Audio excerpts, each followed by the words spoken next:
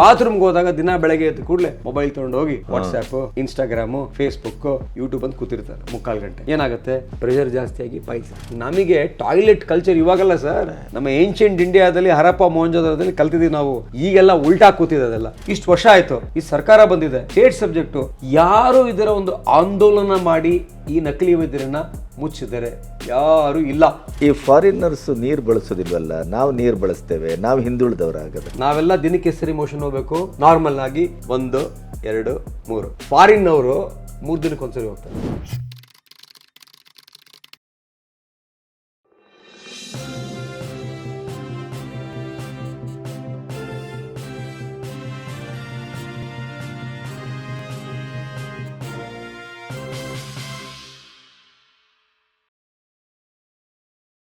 ನೀವು ಗುದದ್ವಾರದ ಹೈಜೀನ್ ಬಗ್ಗೆ ಮಾತಾಡ್ತೀವಿ.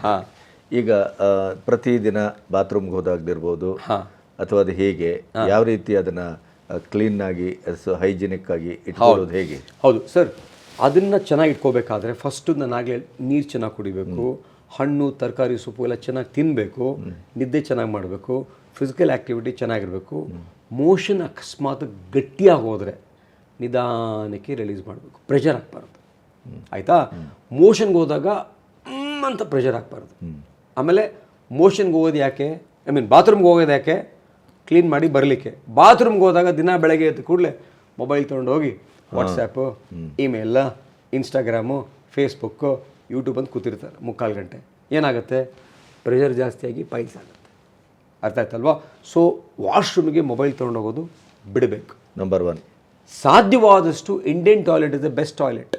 ಆ್ಯಂಗಲ್ ಇರುತ್ತಲ್ಲ, ಅದಕ್ಕೆ ಯುರೋಪಿಯನ್ ಎಲ್ಲ ಅಭ್ಯಾಸ ಆಗ್ಬಿಟ್ಟಿದ್ದಾರೆ. ಈಗ ಇಂಡಿಯನ್ ಟಾಯ್ಲೆಟ್ಗೂ ಹೋಗೋಕೆ ಹೇಳಿ ಮೊಬೈಲ್ ತೊಗೊಂಡು 2 ಸೆಕೆಂಡ್ ಇರೋಲ್ಲ, ಓಡ್ ಬರ್ತಾರೆ, ಕೂತ್ಕೊಳ್ಳಿಕ್ಕಾಗಲ್ಲ. ಅಲ್ಲ, ಇಲ್ಲೆಲ್ಲ ನೋವು ಬಂದ್ಬಿಡು. ಈ ಯುರೋಪಿಯನ್ ಟಾಯ್ಲೆಟಿಗೆ ಕೂತಿರ್ತಾರಲ್ವಾ, ಆರಾಮಾಗಿ ಕೂತಿರ್ತಾರೆ, ಪೇಪರ್ ಇಟ್ಕೊಂಡು. ಎಕ್ಸಾಕ್ಟ್ಲಿ. ಸೊ ಯುರೋಪಿಯನ್ ಮಾಡಬೇಕಾದ್ರೆ ಒಂದು 6 ಇಂಚ್ ಇರೋ ಒಂದು ಸ್ಟೂಲ್ ಈಗ ಇಟ್ಟರೆ, ಹಾಗಿರ್ಬೇಕಾ? ಇಂಡಿಯನ್ ಟಾಯ್ಲೆಟ್ ಆಗುತ್ತೆ, ಆ್ಯಂಗಲ್ ಈ ಥರ ಆಗುತ್ತೆ. ಹಾಗಾಗಿ ಆ ರೀತಿ ಮಾಡಿಕೊಂಡು ಸ್ಟೂಲ್ ಇಟ್ಕೊಂಡು ಮಾಡಿದ್ರೆ ಮೋಷನ್ ಆರಾಮಾಗಿ ಬರುತ್ತೆ. ಅರ್ಥ ಆಯ್ತಲ್ವಾ?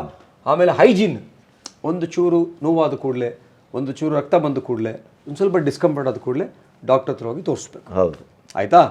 ಅದನ್ನೇನು ಬ್ರಷ್ ಮಾಡೋ ಅವಶ್ಯಕತೆ ಇಲ್ಲ ಮಾಡ್ದಂಗೆ. ಅರ್ಥ ಆಯ್ತಲ್ವಾ? ನೀಟಾಗಿ ಇಟ್ಕೊಳ್ಳೋದು ಅಂದರೆ ಇಲ್ಲಿ ನೀಟಾಗಿದ್ರೆ ಅಲ್ಲೂ ನೀಟಾಗಿರುತ್ತೆ. ಹಾಗೆ. ಮತ್ತೆ ಈಗ ಬಿಸಿ ನೀರು, ತಣ್ಣೀರು ಆ ಥರದ್ದು. ಈಗ ಬಿಸಿನೀರು ತಣ್ಣೀರು ಅಂತ ಹೇಳ್ತಾರಲ್ಲ, ನಾನು ಹೇಳೋದು ಏನಾದ್ರೂ ಕುಡೀರಪ್ಪ, ನೀರು ಕುಡೀರಿ ಅಂತ. ಅಲ್ಲ, ನೀರಾಯ್ತು. ಈಗ ಅದರ ತೊಳೆಯುವಾಗ ಬಿಸಿನೀರು, ತಣ್ಣೀರು ಆ ಥರದ್ದು ಏನಾದ್ರು ಇದೆಯಾ? ಇಲ್ಲ, ಏನಿಲ್ಲ ಆ ಥರ. ಸೊ ತೊಳೆಯುವಾಗ ನೀಟಾಗಿ ತೊಳಿಬೇಕು. ಅರ್ಧಂಬರ್ಧ ತೊಳೆದ್ರೆ ಅಲ್ಲಿ ಸ್ವಲ್ಪ ಮೋಷನ್ ಆಗಿರುತ್ತಲ್ಲ, ಆ ಮೋಷನಲ್ಲಿ ಬ್ಯಾಕ್ಟೀರಿಯಾ ಇರುತ್ತೆ, ಅದು ಇನ್ಫೆಕ್ಷನ್ ಆಗಿ ಕುರ ಆಗಿ. ನಾನು ಸುಮ್ಮನೆ ನಿಮ್ಮ ಹತ್ರ ಒಂದು ತಮಾಷೆಗೂ ಅಂತ ತಗೊಳ್ಬೇಕು. ಹೇಳಿ ಹೇಳಿ ಹೇಳಿ ಹೇಳಿ. ಈ ಫಾರಿನರ್ಸ್ ನೀರು ಬಳಸೋದಿಲ್ವಲ್ಲ, ನಾವು ನೀರು ಬಳಸ್ತೇವೆ, ನಾವು ಹಿಂದುಳಿದವರಾಗದ್ರೆ ಏನು ಇದು ತೊಳಿಬೇಕು? ಹೌದು ಸರ್, ಈ ಸಮಸ್ಯೆ ನಮಗೂ ಆಗ್ಬಿಟ್ಟಿದೆ ಸರ್. ಈ ಬೇರೆ ದೇಶಕ್ಕೆ ಹೋದಾಗ ಈ ಪೇಪರ್ ಅಲ್ಲಲ್ಲ, ಈಗ ನಾವು ಹೋಗಿ ಬರ್ತೇವಲ್ಲ, ಅದಕ್ಕಾಗಿ ಕೇಳಿದ್ದೆ ಸರ್. ಈ ಫಾರಿನರ್ಸ್ ನೀವು ಆಗಲೇ ಕೇಳಿದ್ರಲ್ಲ, ಫಾರಿನರ್ಸ್ಗೆ ಯಾವ ಥರ ಸಿಂಪ್ಟಮ್ ಇರುತ್ತೆ ಅಂತ. ಫಾರಿನರ್ಸ್ ಅಂದರೆ ವೆಸ್ಟ್ ಅವರು, ನಾವೆಲ್ಲ ದಿನಕ್ಕೆ ಸರಿ ಮೋಷನ್ ಹೋಗಬೇಕು, ನಾರ್ಮಲ್ ಆಗಿ 1, 2, 3. ಫಾರಿನ್ ಅವರು 3 ದಿನಕ್ಕೊಂದ್ಸರಿ ಹೋಗ್ತಾರೆ. ಅಲ್ಲ, ಅದೇ ನಾನು ಅದನ್ನು ಓದ್ತೇನೆ, 3 ದಿನಕ್ಕೊಂದ್ಸರಿ ಹೋಗ್ತಾರೆ. ಅರ್ಥ ಆಯ್ತಲ್ಲ? ನೀವು ಯಾವ್ದಾದ್ರು ಫಾರಿನ್ ಡೆಲಿಗೇಟ್ಸ್ ಬಂದರೆ ಅವ್ರ ಪಕ್ಕದಲ್ಲಿ ಕೂತ್ಕೊಳ್ಳಿ, ಪ್ರೆಸೆಂಟೇಷನ್ ಎಲ್ಲ ಕೊಡ್ತಾರೆ. ಅವ್ರಿಗೆ ಗ್ಯಾಸ್ ಬಿಟ್ಟರೆ ಕೂತ್ಕೊಳ್ಳಿಕ್ಕೆ ಆಗೋದಿಲ್ಲ, ಕೂತ್ಕೊಳ್ಳಿಕ್ಕೆ. ಯಾಕಂದರೆ ಸ್ಟಾಕ್ ಇರುತ್ತೆ ಅಲ್ಲಿ. ಗಾಳಿ ಹೋಗ್ಬೇಕಾದ್ರೆ ಅದನ್ನು ಉಜ್ಕೊಂಬರುತ್ತಲ್ಲ, ಸಿಕ್ಕಾಪಟ್ಟೆ ಸ್ಮೆಲ್ಲು. ಫಾರಿನ್ ಡೆಲಿಗೇಟ್ಸ್ ಕೂತ್ಕೊಳ್ಳೋಕೆ ಆಗಲ್ಲ. ಅರ್ಥ ಆಯ್ತಲ್ವಾ? ಇನ್ನೊಂದು, ಅವರು ನೀರಿಲ್ಲ, ಟಿಶ್ಯೂ, ಹೌದು, ವೆಟ್ ಟಿಶ್ಯೂಸ್ ಹಿಂಗೆ ಕ್ಲೀನ್ ಮಾಡ್ಕೋತಾರೆ. ಅರ್ಥ ಆಯ್ತಲ್ವಾ? ಸೊ ಹಾಗಾಗಿ ಅವರು ವೆಟ್ ಟಿಶ್ಯೂಸಲ್ಲಿ ಕ್ಲಿಯರ್ ಮಾಡ್ಕೊಳ್ಳೋದು. ಈ ಸ್ಟಡೀಸ್ ಇದೆ UK-ನಲ್ಲಿ, US ಅಲ್ಲಿ ಆ್ಯಪ್ಸಿಸ್ಸು, ಫಿಸ್ಚುಲಾ ಜಾಸ್ತಿ ಅಲ್ಲಿದೆ. ಯಾಕೆ ಅಂತ ಹೇಳಿದ್ರೆ because of not cleaning the ಏನಲ್ ಕೆನಾಲ್ ಪ್ರಾಪರ್ಲಿ. ನಾನು ಅದನ್ನ, ಯಾಕೆಂದ್ರೆ ಕೆಲವರು ನಮ್ಮ ಭಾರತೀಯರನ್ನ ಈ ದರಿದ್ರ ವೆಸ್ಟ್ನವರು ನಾವೊಂಥರ ಯಾವುದೋ ಕಾಲದಲ್ಲಿ ಇದ್ದೇವೆ ಅನ್ನೋ ಹಾಗೆ ನಮ್ಮ ನೋಡ್ತಾರೆ. ಹೌದು ಸರ್, ನೀವು where did the civilisation begin? In the washroom. ಹೌದಪ್ಪ, ನೀವು ಹೋಗಿ ಇಂಡಸ್ ವ್ಯಾಲಿ ಸಿವಿಲೈಸೇಷನ್, ಹರಪ್ಪ ಮೊಹೆಂಜೊದಾರೋದಲ್ಲಿ ಎಷ್ಟು ಚೆನ್ನಾಗಿ ಟಾಯ್ಲೆಟ್ಸ್ ಪ್ಲಾನ್ ಮಾಡಿದ್ರು, ಯಾವ ದಿಕ್ಕಲ್ಲಿ ಟಾಯ್ಲೆಟ್ಸ್ ಪ್ಲಾನ್ ಮಾಡಿದ್ರು, ಆಮೇಲೆ ನೀರ್ ಡೈರೆಕ್ಷನ್, ಡ್ರೈನೇಜ್, ರೋಡ್. ನಮಗೆ ಟಾಯ್ಲೆಟ್ ಕಲ್ಚರ್ ಇವಾಗಲ್ಲ ಸರ್, ನಮ್ಮ ಏನ್ಷಿಯಂಟ್ ಇಂಡಿಯಾದಲ್ಲಿ ಹರಪ್ಪ ಮೊಹಂಜೋದರದಲ್ಲಿ ಕಲ್ತಿದ್ದೀವಿ ನಾವು. ಈಗೆಲ್ಲ ಉಲ್ಟಾ ಕೂತಿದೆ ಅದೆಲ್ಲ. ಅರ್ಥ ಆಯ್ತಾ? ಹಾಗೆ ಕರೆಕ್ಟ್. ಸೊ ಈಗ ಸರ್ಕಾರದ ದೃಷ್ಟಿಯಿಂದ ಈ ಫೇಕ್ಗಳು ಇತ್ಯಾದಿ ಇತ್ಯಾದಿ ಅಥವಾ ಹಳ್ಳಿಯಲ್ಲಿ ಸಮಸ್ಯೆ ಜಾಸ್ತಿ ಇದೆ, ಅವರಿಗೆ ಅವೇರ್ನೆಸ್ ಇಲ್ಲ, ಅವರಿಗೆ ಪ್ರಜ್ಞೆ ಮೂಡಿಸ್ಬೇಕು, ಅವರಿಗೆ ನಾವೊಂದು ಈ ಸರ್ಕಾರಿ ಆಸ್ಪತ್ರೆಗಳಿದೆ, ಆ ಸರ್ಕಾರಿ ಆಸ್ಪತ್ರೆಯಿಂದ ಒಂದು ಅವೇರ್ನೆಸ್ ಪ್ರೋಗ್ರಾಮು ಅಥವಾ ನಿಮ್ಮ ತಲೆಯಲ್ಲಿ ಏನಿದೆ ಇದನ್ನ ಸರ್ಕಾರದ ಲೆವೆಲಲ್ಲಿ ಹೆಲ್ತ್ ಡಿಪಾರ್ಟ್ಮೆಂಟ್, ಹೆಲ್ತ್ ಮಿನಿಸ್ಟ್ರಿ, ಹೌದು, ಅದು ಕೇಂದ್ರನೂ ಇರ್ಬೋದು, ರಾಜ್ಯ ಇರ್ಬೋದು, ಹೌದೌದೌದು, ಏನನ್ನ ಮಾಡ್ಬೋದು ಇದಕ್ಕೆ? ಹೌದು ಸರ್, ಈಗ ಹೆಲ್ತ್ ಇದೆಯಲ್ಲ, it is A state subject, ಕರೆಕ್ಟಾ? ಹೌದು, ಸ್ಟೇಟ್, ಹೌದು, ಕಂಪ್ಲೀಟ್ಲಿ ಕಂಟ್ರೋಲ್ ಬೈ ಸ್ಟೇಟ್. ಹೌದು. ಇದರ ಜೊತೆಯಲ್ಲಿ ಗೌರ್ಮೆಂಟ್ ಆಫ್ ಇಂಡಿಯಾದವರು NRHM ಅಂತ ಮಾಡಿದ್ರು, ಆಮೇಲೆ NHM ಅಂತ ಆಯ್ತು. ಅದರಿಂದ ಸ್ವಲ್ಪ ಫಂಡ್ಸ್ ಕೊಡ್ತಾರೆ, ಅದು ಎಕ್ಸ್ಟ್ರಾ ಯುಟಿಲೈಸ್ ಮಾಡಿ ಮಾಡ್ಬೋದು. ಹೌದು, ಒಂದು ಬೂಸ್ಟರ್ ಇದೆ. ಹೌದು, ಅದ್ರ ಜೊತೆಲಿ ಏನಾಗುತ್ತೆ, ನಮ್ಮ ಸರ್ಕಾರದವರು ನ್ಯಾಷನಲ್ ಪ್ರೋಗ್ರಾಮ್ಸ್ ಮಾಡಿದ್ದಾರೆ ಗೌರ್ಮೆಂಟ್ ಆಫ್ ಇಂಡಿಯಾದವರು. ಹೌದು, ಅದನ್ನ ಎಲ್ಲ ಹ್ಯಾಂಡಲ್ ಮಾಡೋದಲ್ಲ ಸ್ಟೇಟ್ ಗೌರ್ಮೆಂಟ್ ಅವರು. ಸರ್, ಈಗ ನಮ್ಮ ದೇಶದಲ್ಲಿ ನೀವು ಕೇಳಿದ್ದೀರಾ ಬ್ಲೈಂಡ್ನೆಸ್ ಎರಾಡಿಕೇಶನ್ ಪ್ರೋಗ್ರಾಮ್, ಕೇಳಿದ್ದೀರಾ? ಹೌದು. Okay. Vitamin D deficiency programme ಕೇಳಿದ್ದೀರಾ? ವೈಟಮಿನ್ ಕೇಳಿದ್ದೀರಾ? ಹೌದು. ಆಮೇಲೆ ಓರಲ್ ಕ್ಯಾನ್ಸರ್ ಪ್ರೋಗ್ರಾಮ್ ಕೇಳಿದ್ದೀರಾ? ಹೌದು, ಇದೆ. ಸೊ ಮಲೇರಿಯಾ ಪ್ರೋಗ್ರಾಮ್, ಹೌದು, TB ಪ್ರೋಗ್ರಾಮ್, ಹೌದು. ಈಗ NCD ಅಂತ ಬಂದಿದೆ, non communicable diseases like diabetes, hypertension, ಇದಕ್ಕೆಲ್ಲ ಕಾರ್ಯಕ್ರಮ ಸ್ಟಾರ್ಟ್ ಆಗಿದೆ. ಹೌದು. ನನಗೆ ಆಶ್ಚರ್ಯ ಆಗ್ತಾ ಇದೆ, ಡೈಜೆಸ್ಟಿವ್ ಡಿಸೀಸಸ್ ಅವೇರ್ನೆಸ್ ಇಲ್ಲ, colorectal awareness, piles, fissure, fistula, abscess, ಕುರಾ, ಕ್ಯಾನ್ಸರ್ಸು, IBD, CD, UC ಕಾರ್ಯಕ್ರಮನ ಇನ್ನೂ ಯಾರು ಯೋಚನೆ ಮಾಡೇ ಇಲ್ಲ. ಯಾಕೆ ಅಂತಿರ್ಬೋದು, ದೇವರಿಗೆ ಗೊತ್ತು. ಅಂದರೆ ಇದು ನಿಮ್ಮ ಮೆಡಿಕಲ್ ಸಿಸ್ಟಮಲ್ಲಿ ಇದ್ದಾಗೆ 1, 2, 3 ಲಾಸ್ಟ್ಗಿದೆ, ಇದು ಇಲ್ಲ, ಇಲ್ವೇ ಇಲ್ಲ, ಲಾಸ್ಟ್ ಕಾಲ ಇಲ್ವೇ ಇಲ್ಲ, ಇದು ಅರ್ಥ ಆಯ್ತಲ್ವಾ? ಸೊ ಈ ರೀತಿಯ ಒಂದು national awareness programme for colorectal problems ಬಂದಾಗ ಅವಾಗ ಏನಾಗುತ್ತೆ ಅಂತ ಹೇಳಿದ್ರೆ ಜನಕ್ಕೆಲ್ಲ ಗೊತ್ತಾಗುತ್ತೆ ಈ ಸಮಸ್ಯೆ ಏನು, ಇದು ಕಾಮನ್ ಸಮಸ್ಯೆ, ನಕಲಿ ವೈದ್ಯರ ಹತ್ರ ಹೋಗಬಾರ್ದು ಅಂತ. ಅರ್ಥ ಆಯ್ತಾ? ಒಂದು. ಇನ್ನು ಎರಡನೇದು, ರಾಜ್ಯ ಸರ್ಕಾರದಲ್ಲಿ ಮುಖ್ಯಮಂತ್ರಿ ಇರ್ತಾರೆ, ಕೆಲವೊಮ್ಮೆ 3-4 ಜನ ಉಪಮುಖ್ಯಮಂತ್ರಿ ಇರ್ತಾರೆ, ಹೌದು, ಆರೋಗ್ಯ ಇಲಾಖೆ ಇರುತ್ತೆ, ಹೌದು, ಸಚಿವರು ಇರ್ತಾರೆ, ಹೌದು, ಸೆಕ್ರೆಟರಿ ಇರ್ತಾರೆ, ಹೌದು, ಕಮಿಷನರ್ ಇರ್ತಾರೆ, ಹೌದು, ಡೈರೆಕ್ಟರ್ ಇರ್ತಾರೆ, DHO ಇರ್ತಾರೆ, THO ಇರ್ತಾರೆ, ಎಲ್ಲದಕ್ಕೂ ಆಫೀಸರ್ ಇರ್ತಾರೆ. ಹೌದು. Karnataka state private medical establishment act ಅಂತ ಒಂದು ಕಾಯ್ದೆ ಇದೆ ಸರ್. ಆ ಕಾಯ್ದೆ ಪ್ರಕಾರ ನಾವೆಲ್ಲ ಲೈಸೆನ್ಸ್ ತಗೋಬೇಕು, ಅದಕ್ಕೆ ಇನ್ಸ್ಪೆಕ್ಷನ್ ಆಗುತ್ತೆ. ಈ ನಕಲಿ ವೈದ್ಯರಿಗೆ ಯಾವ ಕಾಯ್ದೆ ಇದೆ? ಲೈಸೆನ್ಸ್ ಕೊಟ್ಟವ್ರು ಯಾರು? ಒಂದ್ ವೇಳೆ ಲೈಸೆನ್ಸ್ ಕೊಟ್ಟಿಲ್ಲ ಅಂತ ಹೇಳಿದ್ರೆ ಇವ್ರು ಕ್ಲಿನಿಕ್ ನಡೆಸ್ತಾರೆ, ಜವಾಬ್ದಾರಿ ಯಾರ್ದವ್ರನ್ನ ಮುಚ್ಚೋದು? ನಮ್ಮ ಅಧಿಕಾರಿಗಳದಲ್ವ, ಇವ್ರದೇ, ನಮ್ಮ ಸರ್ಕಾರದಲ್ವ? ಹೌದು, ಆದ್ರೂ ಮುಚ್ಚೋದಿಲ್ಲ. ನನಗೆ ಗೊತ್ತಿಲ್ಲ ಅದು, ನಾನು ಹೇಳ್ತಾ ಇದ್ದೆ, ನನಗೆ ಗೊತ್ತಿಲ್ಲ ಅದು. ಈಗ ನೀವು ಅನ್ಅಥರೈಸ್ಡ್ ಆಗಿ ಇಂಥವರೆಲ್ಲ ಸಿಟಿ ಮಧ್ಯದಲ್ಲಿ ಬೋರ್ಡ್ ಹಾಕೊಂಡು ಕೆಲಸ ಮಾಡ್ತಾರೆ ಅಂತ ಆದ್ರೆ ಇವರೇನು ಸುಮ್ಮನೆ ಕೂತಿದ್ದಾರೆ ಅಂತ ಭಾವಿಸಿದ್ರೆ ಮತ್ತೆ? ನೋ, ಇದು ಅಡ್ಡದಾರಿಯ ಕಸಬಿ ಇದು. ಹೌದು. ನಿನ್ನೆ ನೋಡಿ UP ನಲ್ಲಿ ಅಲಹಾಬಾದ್ ಹೈಕೋರ್ಟ್ ಒಂದು ಜಡ್ಜ್ಮೆಂಟ್ ಕೊಟ್ಟಿದ್ದಾರೆ. ಅಲಹಾಬಾದ್ ಹೈಕೋರ್ಟ್ ಒಬ್ಬ RMP ಅಪ್ಲಿಕೇಶನ್ ಹಾಕಿದ್ದಾನೆ ಕೋರ್ಟಿಗೆ, ನಾನು ಎಲ್ಲ ಕಲ್ತಿದ್ದೀನಿ, ಪ್ರಾಕ್ಟೀಸ್ ಮಾಡ್ತೀನಿ ಅಂತ. ಆರೋಗ್ಯ ಸಚಿವರಿಗೆ ಚಾಟಿ ಬೀಸಿದೆ ಅಲಹಾಬಾದ್ ಹೈಕೋರ್ಟ್. ಹಾಗೆ ನಮ್ಮಲ್ಲಿ ಬರ್ತಾರೆ ಆರೋಗ್ಯ ಸಚಿವರೆಲ್ಲ, ಬಂದಾಗೆಲ್ಲ ಜೋರಾಗಿ ಶಬ್ದ ಆಗುತ್ತೆ, ಮುಚ್ಚಿಸ್ಬಿಡ್ತೀನಿ ಅಂತ. ಹೌದೌದು. ಕೊನೆಗೆ ಅವರು ವಾಪಸ್ ಹೋದ್ಮೇಲೆ ಮುಚ್ಚುವುದಲ್ಲ, ಇನ್ನೆರಡು ಹೆಚ್ಚು ತೆರಿತಾನೆ. ನೀವೇ ಹೇಳಿ ಸರ್, ಈಗ ಸ್ವತಂತ್ರ ಬಂದ ಮೇಲೆ ಇಷ್ಟು ವರ್ಷ ಆಯಿತು, ಈ ಸರ್ಕಾರ ಬಂದಿದೆ, ಸ್ಟೇಟ್ ಸಬ್ಜೆಕ್ಟು, ಯಾರು ಇದರ ಒಂದು ಆಂದೋಲನ ಮಾಡಿ ಈ ನಕಲಿ ವೈದ್ಯರನ್ನು ಮುಚ್ಚಿದ್ದಾರೆ? ಯಾರು ಇಲ್ಲ. ಅಂಥವ್ರು ಯಾರು ಕೆಲಸ ಮಾಡಿದೆ ಸರ್, ಅವರಿಗೆ ಸತ್ಯವಾಗ್ಲೂ ಈ ಪ್ರಪಂಚದಲ್ಲಿ ನೊಬೆಲ್ ಪ್ರೈಸ್ ಗ್ಯಾರಂಟಿ. ಕರೆಕ್ಟಾ? Right wrong? ಹೌದು. ದೊಡ್ಡ ಸಮಸ್ಯೆ, it's a big problem in the country, it's big social problem. ಆಮೇಲೆ ನಮ್ಮ ಆರೋಗ್ಯ ಮಂತ್ರಿಗಳೇ ಆರೋಗ್ಯವಾಗಿರುವುದಿಲ್ಲ.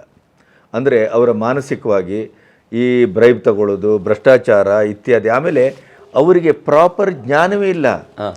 ಅಲ್ಲಿ ನೀವು ಎಲ್ಲ ಜಾತಿ ಆಧಾರದ ಮೇಲೆ ಅವ್ರಿಗೆ ಪೋಸ್ಟ್ ಕೊಡೋದು. ಈಗ ಆರೋಗ್ಯ ಇಲಾಖೆಗೊಬ್ಬ ಆರೋಗ್ಯ ಮಂತ್ರಿ ಆಗಬೇಕಾದ್ರೆ ಅವನಿಗೆ ಅದರದೇ ಆದಂಥ ಒಂದು ಅರ್ಹತೆ ಇರಬೇಕು.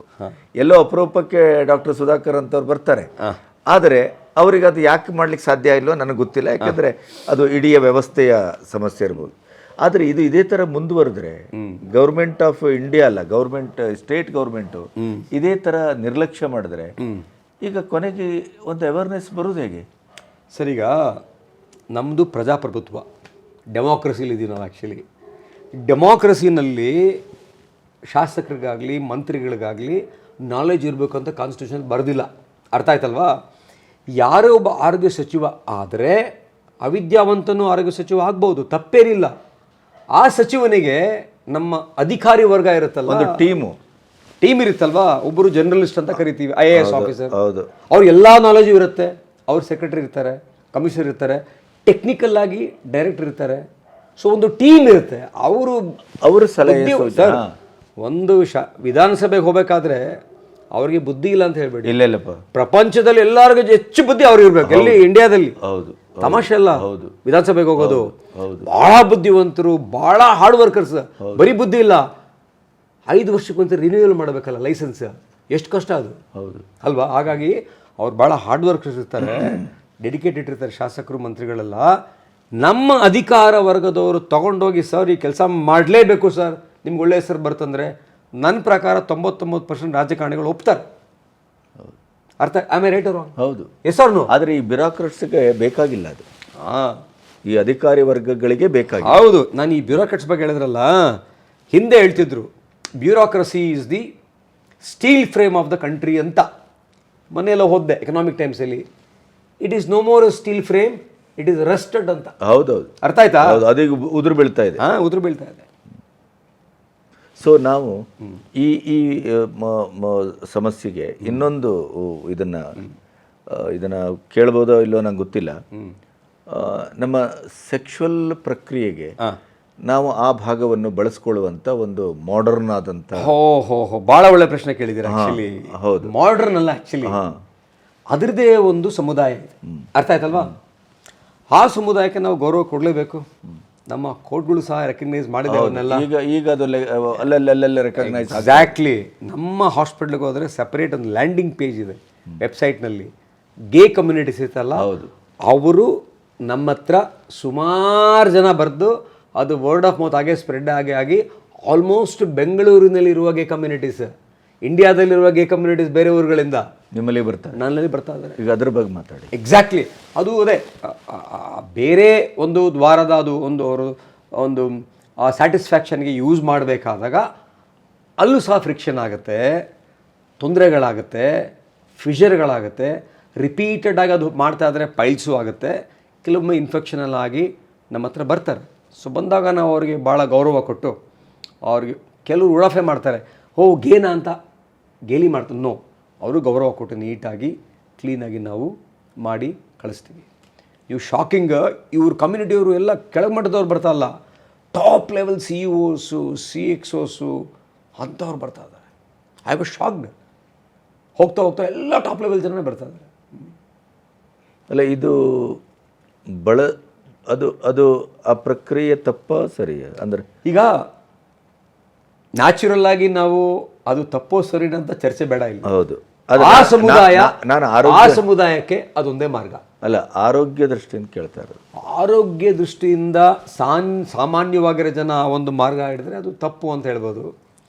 ಬಟ್ ಆ ಸಮುದಾಯಕ್ಕೆ ತಪ್ಪಲ್ಲ ಅದು, ಆಯಿತಾ? ಬಟ್ ಆರೋಗ್ಯವಾಗಿ ಈ ಫಿಷರು, ಪೈಲ್ಸು, ಆ್ಯಪ್ಸಸ್ಸು, ಫಿಸ್ಚುಲಾ ಇವೆಲ್ಲ ಆಗುತ್ತೆ. ಒಂದು. ಎರಡನೇದು, ಈ ಸಮುದಾಯದವರು ಅನ್ಫಾರ್ಚುನೇಟ್ಲಿ ಈ ಮಲ್ಟಿಪಲ್ ಪಾರ್ಟ್ನರ್ಸ್ ಇರ್ತಾರೆ, ಅವ್ರಿಗೆಲ್ಲ ಏನಾಗುತ್ತೆ, ಸೆಕ್ಷುಲಿ ಟ್ರಾನ್ಸ್ಮಿಟೆಡ್ ಡಿಸೀಸ್, ನಾವು ಕಾಂಡೋಲಮ್ ಅಕ್ಯುಮಿನೇಟ್ ಅಂತ ಕರಿತೀವಿ, ಒಂಥರ ವಾಟ್ಸ್ ಥರ ಆಗಿರುತ್ತೆ. ಆ ಕಾಯಿಲೆ STDs ಜಾಸ್ತಿ ಇವರಲ್ಲಿ. ನೀವು ಕಾಯಿಲೆ ಬಗ್ಗೆ ಕೇಳಲ್ಲ, ಸೆಕ್ಷುಲಿ ಟ್ರಾನ್ಸ್ಮಿಟೆಡ್ ಇವರಿಗೆ ಹೆಚ್ಚು. ಏಕೆ ಅಂತ ಹೇಳಿದ್ರೆ ಇವರಿಗೆ ಮಲ್ಟಿಪಲ್ ಇರ್ತಾರೆ ಮತ್ತು ಇವರೆಲ್ಲ ಪ್ರೊಟೆಕ್ಷನ್ ಅದೆಲ್ಲ ಏನು ಯೂಸ್ ಮಾಡಲ್ಲ. ಹಾಗೆ ನಾವು ಭಾಳಷ್ಟು ನೋಡ್ತೀವಿ, ಎವ್ರಿ ಡೇ ಒಂದು ಸ್ಟೋರಿ ಹಾಗೆ.